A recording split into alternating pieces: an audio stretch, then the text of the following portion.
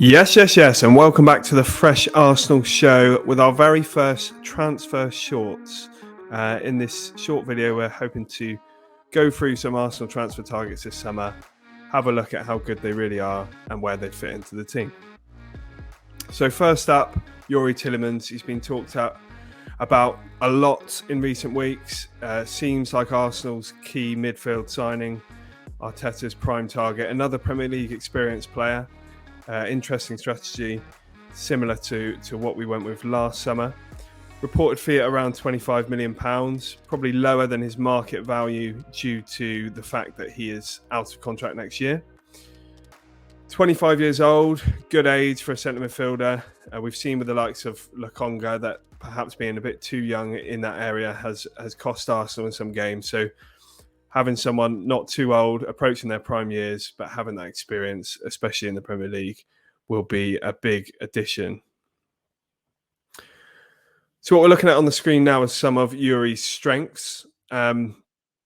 These mainly lie in his on-the-ball passing and possession, and some transition stats as well. What you're looking at there is how he ranks in terms of percentile against other central midfielders. There's a little arrow at the bottom there pointing to progressive passes. He's ranking 90th in percentile for that, and average of 5.8 per 90 minutes. And that's really high and shows that he's a sort of forward-thinking midfielder that can contribute to this Arsenal team and hopefully help it get more goals. The other stats that are really high there are passes into the final third, key passes, attempts a lot of short passes. His short pass completion rate isn't particularly high. It's kind of in the middle of the percentile rankings. Interestingly, his long pass completion is pretty low as well. So this seems to be a player that likes those short technical passes in between the lines.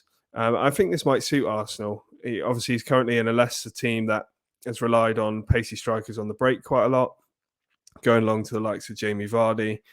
But this Arsenal team at least have ambitions to sort of dominate the opposition in the opposition half. Not really players that need to have a long passing range, but players that can be experts at those short and sharp passes. And from these statistics that you're looking at, it looks like Youri is a player that can do that. One of the key ones here as well is how he ranks in terms of goal scoring. So 0.18 goals per 90, pretty much 1 in 5 he'll score a goal. 88th percentile for midfielders, so really high. Arsenal have massively lacked goals from midfield this season, and at the end of this video we'll look at these stats compared to some of our other centre midfielders. Same with assists as well, 0.15, so just less than 1 in 5 he'll get an assist, which is 83rd percentile, and non-penalty goals as well, pretty high. So pretty positive stats there. So what's the downside to Youri? Well, defensively, he's not brilliant. And I've picked out some stats here that show that he's ranking pretty low in pressures. He's not the fittest midfielder at the moment. I think people are quite keen to point out. He doesn't do a lot of off-the-ball running. So pressures-wise, he's down in 30th percentile, 16.7 per game. Errors as well, not looking brilliant. We all know what he did in that game against Leicester. Against Tottenham, which potentially cost us top 4 with that pass. So not brilliant to see his errors ranking that poorly. Interceptions as well. So what we can gain from this is he's not someone off the ball who's going to be brilliant and help Arsenal win the ball back.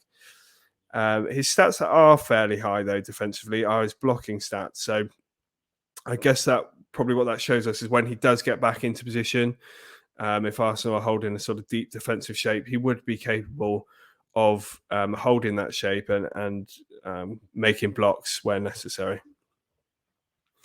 So how could he fit into the team? Well, for me, this is a clear indication that Arsenal want to adapt a 4-3-3 permanently moving forward. We've seen this season that Xhaka has sort of pushed on into a sort of left 8 role, and everyone sort of knows it's not his perfect position.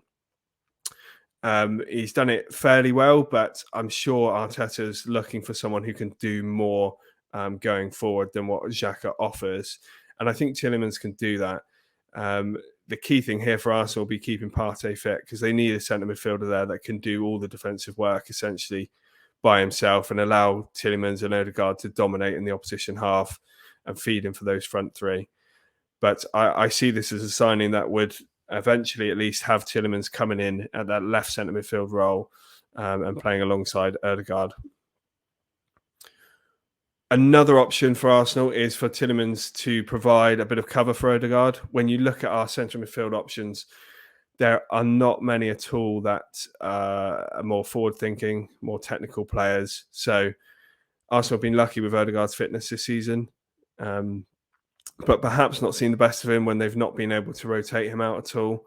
And what Tielemans gives, as well as an opportunity to start alongside Odegaard, is a chance to rest Odegaard at times or fill in if there's an injury. So he could play in that right 8 role as well, allowing Xhaka to come back in on the left. This is particularly important with the Europa League games we've got this season. And Arsenal are going to have to be going for both top 4 in the league and the Europa League. So if the key thing here is for him to take on Xhaka, I wanted to look at his stats compared to Granit.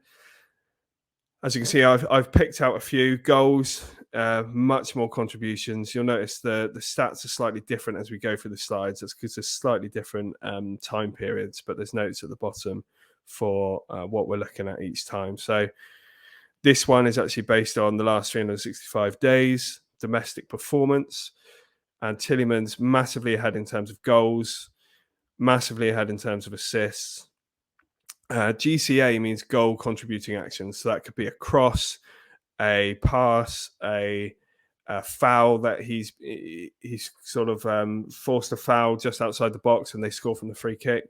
All those sort of things. So someone who's making things happen to create goals.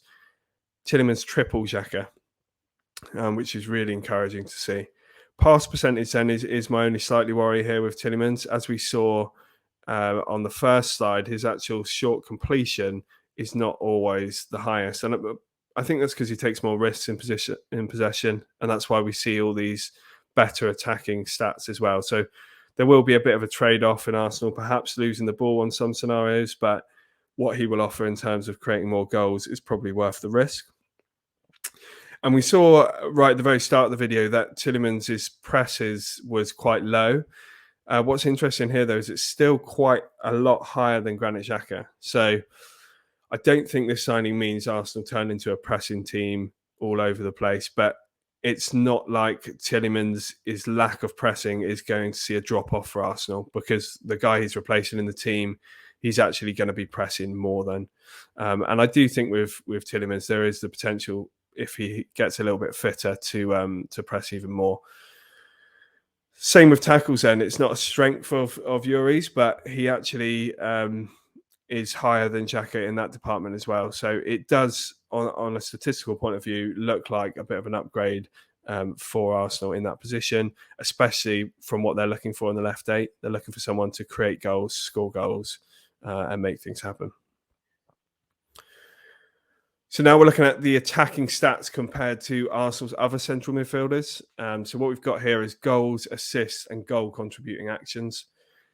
As I mentioned a bit earlier, Odegaard is the only one that's really causing any sort of damage in the opposition half. We see some very low stats for the other centre midfielders and on all of those. So Tielemans' support more than welcome. We can see that the stats are slightly different on this one. This is based on all Premier League performances ever from all these players. So goals, Odegaard is slightly ahead of Tielemans on 0.2, but Tielemans at 0.16 is a long way ahead of the rest. In assists, Tielemans just edges Odegaard, 0.16 over 0.15. Again, both well ahead of the rest. And then goal contributing actions, Odegaard is ahead at 0.44, but Tielemans following very closely behind at 0.39. What we'd like to think as well, that Tielemans coming into perhaps a more forward-thinking side, a side that's going to be attacking more and less playing counter-attack football like Leicester do on occasions, there is the potential for these numbers to increase even more. So what's the verdict? The verdict for me would be that this would be a really good signing at 25 million. I think there are definitely limitations for Tielemans, but if you create the right environment around him, I think he could be a really successful signing. And for me, it's key that we spend good money on our front line this summer. And what Tielemans allows at the 25 million price tag is more financial movement in the attacking signings. I think, yes, there are better players than Tielemans on the market. I'd question without Champions League football if Arsenal would be able to get them. And if they could, I think you're looking at sort of 70, 80 million plus. So this is a sensible signing for Arsenal. He's Premier League experienced. Arteta knows the player very well. And I just think it makes sense for all parties. So hopefully this is one Arsenal can get done quickly.